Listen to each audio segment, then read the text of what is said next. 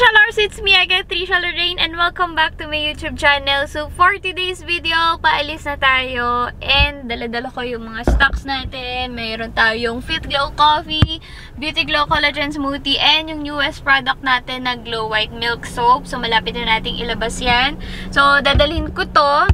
Da-deliver natin. So, ako personally magda-deliver. And marami tayong pupuntahan ngayon. Kaya samahan nyo ko. Dahil preparation ko din to para pag alis ko papuntang Japan. So, ilang days na lang. Japan na tayo. And finally, matutuloy na talaga yung mga international travels ko. So, unti-unti natutupad na yung bucket list ko, yung dreams ko na makapag-travel abroad. So, samahan nyo ako dahil marami tayong pupuntahan ngayon. So, let's go!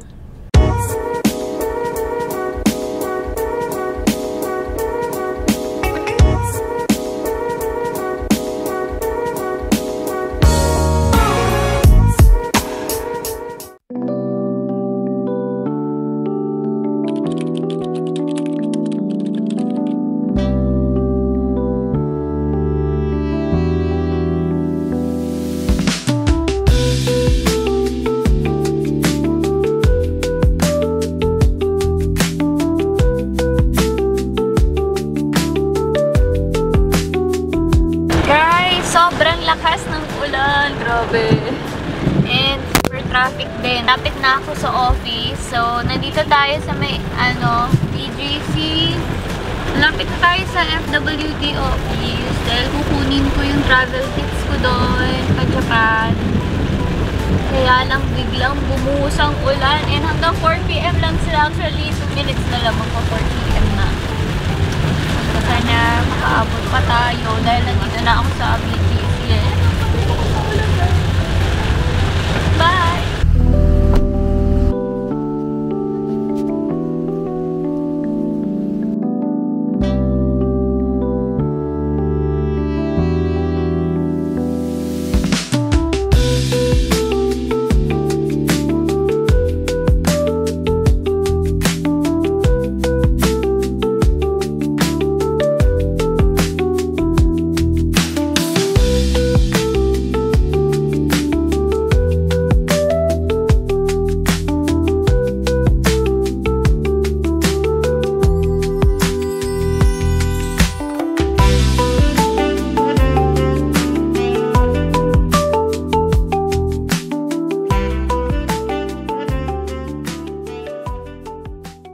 Nandito na ako sa loob ng FWD office. Medyo hinihinaan ko lang yung boses ko. Nahihiya ako eh. Wait ko lang yung contact dito para makuha ko na yung kit. Ganda na po office ko. Thank you. Ay, hindi ko pa proud life. See you po yun sa mga. Okay, sige. Thank you. Oh, ito na yung kit natin. So, mamaya na natin tignan to ha. Hey guys, so hindi na ako naka-update sa inyo last time nung pumunta ako sa FWD head office para kunin yung travel kit ko dahil sobrang lakas ng ulan. Tapos, sobrang traffic pa, kaya hindi na ako naka-update. And ngayon, ipapakita ko sa inyo yung laman ng travel kit natin na binigay ni FWD. So, buksan natin. So, ito yung travel kit natin. So, ang laman niya ay itong pouch na to. Ayan, meron din nakalagay na FWD. So, dito sa pouch na to, meron na din siyang kasamang ito, yung name tag, yung parang nilalagay sa sa luggage. Ayan. So, FWD, tapos yung name ko, address, and then number, ayan, nakalagay dyan. Tapos, ito rin, ilalagay natin to sa luggage natin para mabilis ma-identify kung sino yung mga kasama or kung kaninong luggage yun. And then, dito sa pouch na binigay nila, meron din kasama ang electronic ticket. So, ito yung flight details ko. Kung hindi ko na kailangan mag-print, ayan. So, balikan na to. Yung return ko, nandito na rin. 4 days and 3 nights kami sa Sapporo, Japan. And then, mag-e-extend ako sa Japan. Nandito na rin yung travel insurance natin. Ayan, so may insurance tayo. And guys, napaka-importante po na may insurance kayo kapag nagta-travel kayo. And dito naman guys, may mga compartments pa siya dito. So baka dito ko na lang din ilagay yung passport ko, yung back cert ko, tsaka yung driver's permit ko kasi kumuha ako nun. So ayan. So sobrang magagamit talaga natin tong pouch na yan. Ayan. And then, next naman, ayan. So, meron tayo ulit polo shirt ng FWD. Last time na nag-Malaysia kami, meron din silang binigay na polo shirt. And yun yung sinuot namin sa airport. So, ito rin yung magiging airport outfit. So, kailangan namin siya isuot pagpunta namin sa airport para mas mabilis kaming ma-identify. Kasi nga, company travel to. So, medyo marami kami.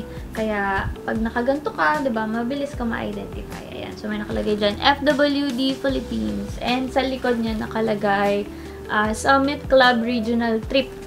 Ayan. In Japan. So, ayan siya. And size small yung kinuha ko. Kasi small ako. And last, ito naman, yung jacket. So, may jacket, hoodie jacket din siyang kasama. So, last time, meron din kaming jacket. Yung jacket ko ata dun yung white, tapos, orange. Ito naman, gray naman siya. Yan. Ang dami ko ng, collection ng, FWD ng mga damit. Polo shirt and jacket. Puro bigay ni FWD yun.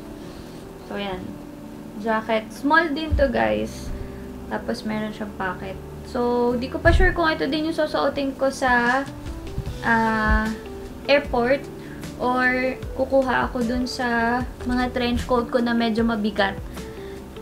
Kasi yung allowed lang namin na baggage for pag-alis namin is 23 kilos lang. So, syempre medyo mabigat yung mga trench coat. Kasi lamigin ako kaya talaga nagdala ako ng mga trench coat. And, yun lang naman yung laman ng travel kit natin. So, thank you so much, FWD! By the way, guys, this is my second time pa lang na magta-travel international. Kaya, super thankful talaga ako kay FWD kasi itong travel na to, guys, is free travel. Wala talaga akong gagastusin dito. So, sagot ni FWD lahat. So, ang sagot ko na lang kung mag-shopping ako doon. So, ganun lang siya. And, alam nyo ba guys, Japan ang isa sa mga dream country ko na gustong puntahan talaga. Nasa bucket list ko yan na pumunta sa Japan. And ngayon, matutupad na siya. Kaya, super excited ako. And yung visa na kinuha ko guys, ay multiple visa na yung kinuha ko para anytime pwede ako ulit bumalik ng Japan para i-explore. Kasi ang bala ko guys, after namin ng Sapporo, 4 days kami doon. So, nag-extend ako. Bale, total 15 days ako sa Japan. And, mag-explore ako sa Tokyo. So, dun muna ako mag-explore. And then, sa susunod, babalik na lang ako.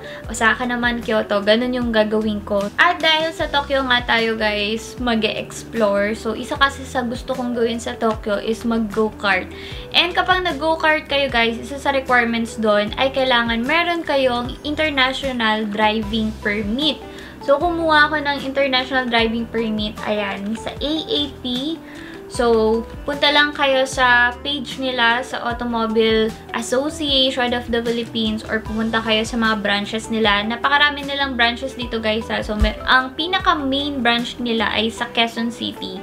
And, meron din sa Alabang, sa Cebu, Pampanga. Basta madami sila guys. So, makikita nyo yun dun sa page nila. Pumunta lang kayo dun. Or dun sa website nila. So, ililink ko na lang dito yung website nila, yung Facebook page nila para makapag-inquire kayo.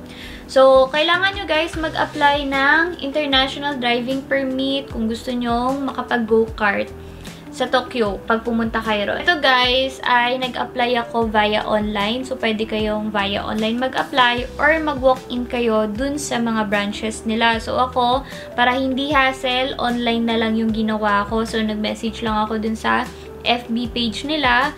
Tapos, pumunta lang ako dun sa website nila and dun na ako nag-apply. So, ang kailangan nyo lang is picture, 2x2 picture, white background, and then yung driver's license nyo dito sa Philippines. So, yun yung kailangan nyo. And then, syempre, yung payment nyo. So, ang binayaran ko dito is 4,144 pesos. So, good for 1 year na yon. And 2 vehicles ata yung pwede nyong gamitin doon.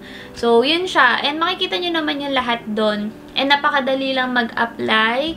Within the day, makukuha nyo na yung permit nyo kapag nag-walk-in kayo sa branch. And then, via online, ganun din. Mabilis na rin sila. Within the day, pwede kayong marilisan. So, ang ginawa ko, nag-apply ako via online. Nagbayad din ako via online. Tapos, pinick up ko na lang siya. So, may option naman kayong pwede nyong i-pick up or ipa-deliver nyo na lang sa bahay nyo para less hassle na talaga. So, ako, pinick up ko siya kasi malapit ako sa area nung time na yon. So, ito na yung driver's permit natin. Ayan. And, meron pa siyang card. Hindi ko alam kung... So, ayan. May card siyang kasama. Kakapag-go-kart na tayo! For online application, so panoorin nyo tong video na to kung paano ako nag-apply via online, yung step-by-step para at least alam nyo na rin yung gagawin nyo kapag nag-apply kayo via online. So, panoorin nyo na lang. Hi guys! So ngayon ituturo ko sa inyo kung paano mag-apply online. Pumunta lang kayo sa aap.org.ph at i-click nyo ang Apply Now. Once na nandito na kayo sa login page, ilagay nyo lang ang inyong mga login details. Pwede rin kayo mag-login via Facebook or your Apple account. At once na nakapag-login na kayo, pumunta lang kayo dito sa my Philippine International Driving Permit. So dito kayo pwedeng pumili. Click Apply Now at i-fill up nyo lang yung personal information nyo. Sundan nyo lang yung step 1 to step 6. And once na natapos na kayo mag-fill up, i-check nyo lang itong mga terms and conditions at i-click nyo ang Next. And after nyo makapag-fill out ng information, mapupunta na kayo dito sa payment method. Dito marami kayong pwedeng options. And after that, click submit lang at makaka-receive na kayo ng email at magkakaroon kayo ng reference number. Yun lang!